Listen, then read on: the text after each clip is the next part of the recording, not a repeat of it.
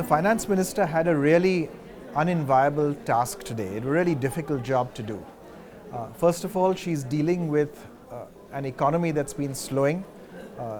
Economic growth is now at the lowest level, according to official government figures, the lowest level in 11 years.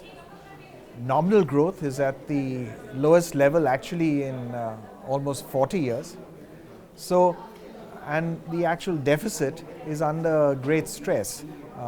There's stress in terms of revenue coming in from GST, which is lower than expected, and expenditure on various counts, and the demand for expenditure and stimulus has been greater than expected.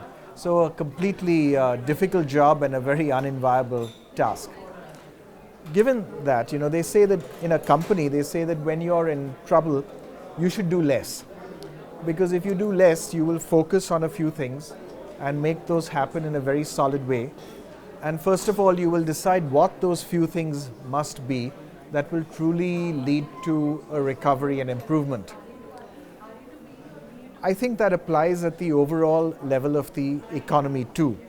But I think today's budget was much more a business as usual budget, in that we saw the finance minister dealing with things as if things were much more normal than they actually are today. So in itself, I don't think the budget is going to lead to a significant economic recovery in the short run. In the medium term, the government had several measures, especially on the tax side, that make good sense. And those measures, whether it's on the rationalization of personal income taxes, where one moves to lower rates, lower income tax rates with no exemptions, or whether it's the taxpayers' charter, we'll have to look at the details of what comes out, of course, or whether it's the IPO and listing of LIC. These are all useful measures that have been taken by the government and by the finance minister in this budget. But those will all play out and have an effect over several years. So what needs to happen really on the immediate economic side to bring about a recovery, which is the real need today? I think for that we're going to have to look beyond the budget. We're going to have to look at a series of measures that the government will need to take. First, in terms of paying its own bills.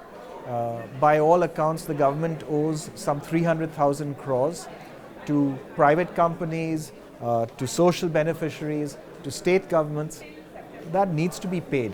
The reason it's not being paid is because if it is paid, it will add to this year's deficit. But that needs to be paid at some point in time. And if that liquidity comes into the system, 300,000 crores, it will end up being a stimulus like nothing else for the economy. Second, we need to address what's happening between the non-bank finance companies, the NBFCs, and the real estate sector. Both those are related problems, where NBFCs have lent to real estate developers. The real estate developers are unable to sell all of their housing at the prices that they've been listed at. They don't want to reduce the price because that reduces the value of the property against which they've borrowed, and you end up with this quite gridlocked system, with construction also then winding down, coming to a halt in some projects and cities. And this is then leading to a drop in our most vibrant employment creating sector of the last 20 years. And we've actually seen employment in construction fall in this last year. We've seen people who were previously employed in construction go back to their rural areas and are now again showing as agricultural employment. So agricultural employment is showing growth for the first time in 50 years as a country. Construction, meanwhile, is showing a drop in employment for the first time in 20 years as a country.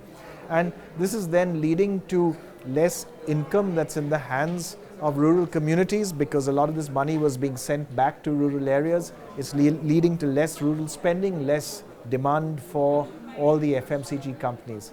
So we need to address the NBFC and retail, the NBFC and retail housing sector, because if we actually address those in a tangible way, then we will bring about a recovery in employment, we will bring about a recovery in demand as well, and we will bring about a wider economic recovery. So these are the two immediate areas that need attention by the government, which we should look forward to over the next weeks. It's something that's essential for us to do.